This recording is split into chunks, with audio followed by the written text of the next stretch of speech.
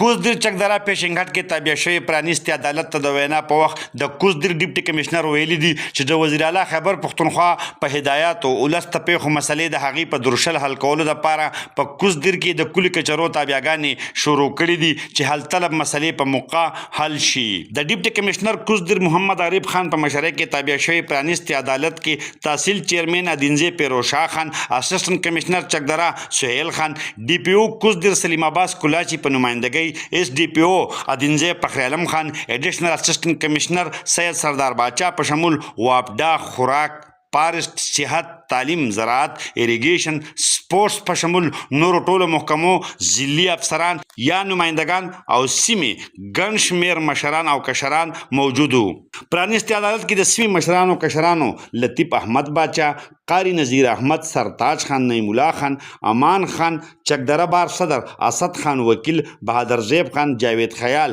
لیاقت الملک، انجمن تاجران چکدره نائب صدر علی باچا، سلطان محمد، سردار علی، الطاف حسین، منظور حسین، غلام حسین، اول خان، مراد خان، خالد خان او نورو د تحصیل ادینزي ولس ته پیښو مسلو ذکر وکړو او ویل چې چکدره، کماله، ټیکنۍ، سیا لړم په شمول ګڼ شمېر سړکونو حالت خراب، روان کار بند دی. یونین کونسل باډوان په شمول اکثر اسپتالونو کې د لیونوس په ویکسین شته نه دوايانې. چکدره بازار او اسپتال روډ تجاوزاتو برمر خاتمې، ټریفک جام مسلې حل کولو، نالو او اریګیشن چینلو صفائی، بازار تاجرانو الیکشن کولو، ادینزي کې منشیات غلاګانو، غیر معیاري پاپړو او شربتونو مخنیوي، سپورټ سامان کې ادینزي نظر انداز کولو، اسبن روډ نه ګل آباد کالج ته سړک جوړولو، ډي آر سی مساوي نمائندګۍ، جنگلات کټای پابندي لګولو، دروازو راوړو اجازت ورکولو، اسبن روډ کې تاړۍ پورې پرتې ملبې لري کولو،